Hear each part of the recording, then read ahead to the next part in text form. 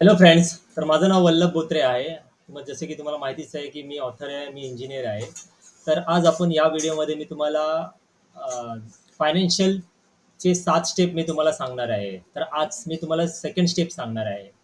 तर पण त्याच्या आधी मला हे सांगायचं आहे की तुम्ही सेविंग स्टार्ट केली आहे का? राईट आहे. बघा, सेव्हिंग्स हा असा प्रकार आहे, तुम्हाला कदाचित असं वाटत असेल की स्टेप वन सेव्हिंग्स हा काय आहे, हा कोणता प्रकार आहे.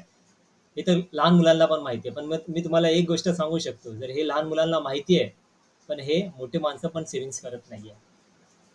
ते करायला तर बघतात, पण त्यांच्यानी होत नाहीये. आणि की त्यांचे खर्च जेवढे जास्त आहेत ना, की सेव्हिंग्स हा ते लास्टला ठेवतात आणि तो लास्ट फॉर एव्हर लास्ट होत राहतो. तर मला एवढं लक्षात ठेवा, तुम्ही एवढं लक्षात ठेवा की तुम्ही जर स्टार्ट केला, आता छोटीच्या छोटी सेव्हिंग स्टार्ट केली समजा, पण तुम्ही जसं जसं ती सेव्हिंग वाढत जाते, तुम्ही एक दिवस, एक महिना, एक वर्षानंतर जशी तुम्ही सेव्हिंग्स ती बघता आणि ती जशी जशी वाढत जाते, तर तुम्हाला एक एक एक वेगळ्या टाईपची एक एनर्जी तुम्हाला भेटते. You get a different kind of energy. ठीक आहे, बिलीव्ह मी, मी गेल्या 2-3 वर्षापासून करतोय आणि इट इज वर्किंग. कारण की जर सेव्हिंग्सच झाली नाही तर there is no option for investment.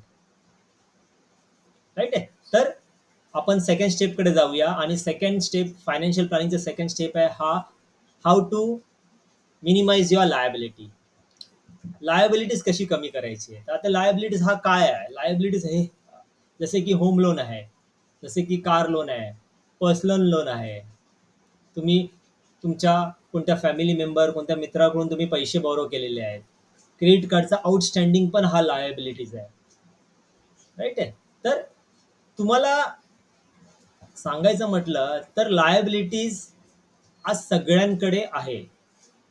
कारण की ही सगळ्यात सोपी आहे. बघा, असेट क्रिएट करणं खूप डिफिकल्ट आहे, पण लायबिलिटीज अंगावरती घेणं हे खूप सोपं झालेलं आहे आजचा. तर तुम्हाला व्हॉट यू थिंक,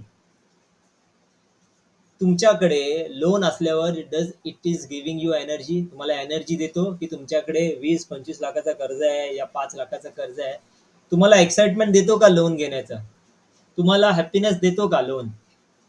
नाही. ऑब्व्हियसली तुमची एनर्जी लेवल डाऊन होते. जर एनर्जीच डाऊन असेल तर लायबिलिटीज खूप तुमच्या लाईफमध्ये डेंजरस आहे.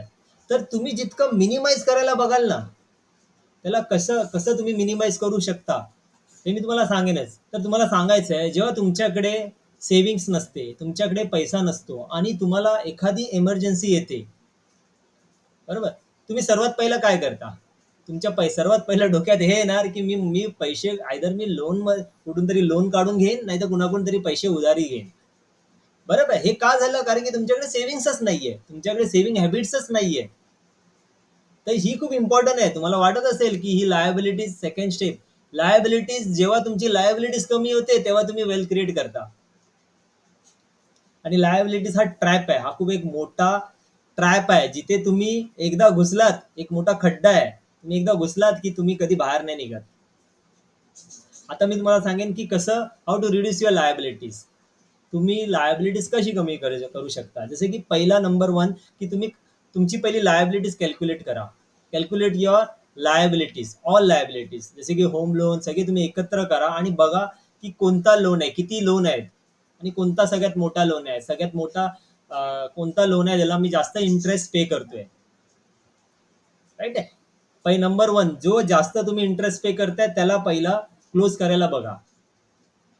सगळ्यात छोटावाला लोन आहे, लेट्स पकडा तुमच्याकडे 1-1.5-2 लाखाचाच लोन आहे, तो पहिला संपवा. बघा, एकदा तुमचे लोन कमी व्हायला लागले ना, तुम्हाला एक वेगळा आनंद भेटेल, तुम्हाला एक बोलतात ना की थोडा रिलीफ मिळेल. तर नंबर वन, की तुमचं पहिला कॅल्क्युलेट करा, तुम्हाला तुमच्यावरती किती कर्ज आहे हे तुम्हाला कळलं पाहिजे. तर clear your first small loan, it will give you relief. Correct. Home loan, आता तुम्हाला जर होम लोन रिड्यूस करायचं असेल तर हे बरेच प्रकार आहेत. त्याच्यापैकी हा एक आहे की तुम्ही प्रत्येक वर्षाला, जसं तुम्ही कुठे काम करताय, बिझनेसमध्ये काम करता की कुठे जॉबमध्ये करता, तुम्हाला एक इन्क्रीमेंट मिळतो. ऑब्व्हियसली जर आपला इन्फ्लेशनला इन्क्रीमेंट आहे, तर आपण जिथे काम करतो तिथे थोडा तरी इन्क्रीमेंट असला पाहिजे. तर तिकडे तुमचा एक थोडासा 5-5% जर तुम्ही लोनचा ईएमआय वाढवला, तर तुमचा तो लोन कमी करू शकतो. जर ते जमलं नाही तर तुम्हाला वर्षाच्या एंडला जर कुठल्या प्रकारचा पैसा येत असेल, जसे की बोनस येतो, बरेच बरेच काही गोष्टी येतात जे वर्षाच्या एंडला येतात. तर तुम्ही एक 13वा EMI हा करू शकतो. या प्रकारे तुम्ही एक मोठा लोन तुम्ही कमी करू शकता. आणि एक लक्ष ठेवा, जर तुमच्याकडं नो मोर लोन्स, तुमच्याकडे बघा सेव्हिंग असेल ना, तर तुम्ही लोनला फार कमी जाल. कारण की लोन घेऊन आहे ना, आपल्याला ते समजा आपण घर घेतलं ना, तर आपल्याला काही दिवसाचा तो आनंद असतो. 10 दिवस तुम्ही सगळ्यांना बोलवणार, घरामध्ये बोलवणार, सगळ्यांना दाखवणार, त्याच्यानंतर तो आनंद संपला जातो. ठीक आहे, मग आयुष्यभर आपण आपल्या डोक्यात फक्त लोन आणि तो EMIच असतो. आणि हा एक लिकेज आहे. तर सेम प्रकारे मी तुम्हाला बरेच गोष्टी सांगणार आहे. सिमिलरली मी तुम्हाला अजून पुढचे उरलेले जे 7 स्टेप पैकी 5 स्टेप मी तुम्हाला सांगेन. पण हे तुम्ही मिस करू नका. जर तुम्हाला मिस नाही करायचं असेल तर तुम्ही माझा प्रायव्हेट कम्युनिटी जॉईन करू शकता, व्हॉट्सअप कम्युनिटी जॉईन करू शकता, ग्रुप जॉईन करू शकता, माझ्या युट्यूब चॅनलला तुम्ही सबस्क्राईब करू शकता. राईट आहे, कारण की मी जर सोशल मीडियामध्ये जर हे स्टेप सांगेन तर मी पोस्ट केल्याच्या नंतर तुम्हाला 100,000 पोस्ट भेटणार. तुम्ही मी स्वतःचा माझा पोस्ट मी शोधू नाही शकत.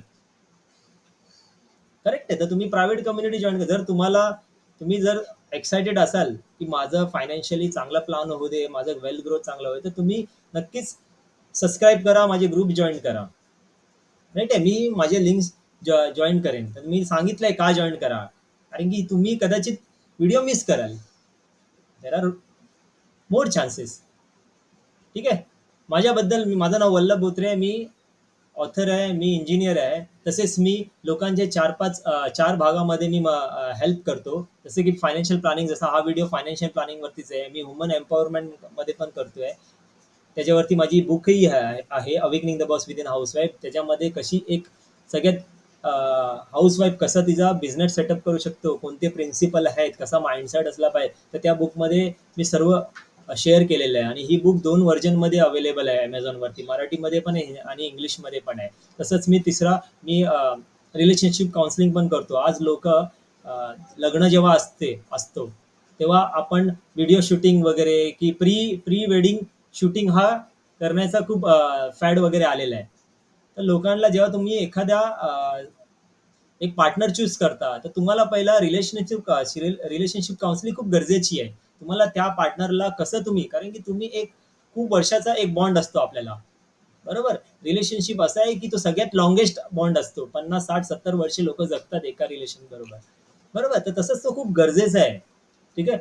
लास्ट आहे जो मी मिड करिअर कोचिंग करतो. मी लोकांना मध्यभागी जे मुलं अटकलेले आहेत त्या लोकांना मार्गदर्शन करतो. तर तुम्हाला जर हा नॉलेज पाहिजे असेल तर नक्कीच माझ्या जे काही प्रायव्हेट कम्युनिटी माझ्या युट्यूबला सबस्क्राईब करा.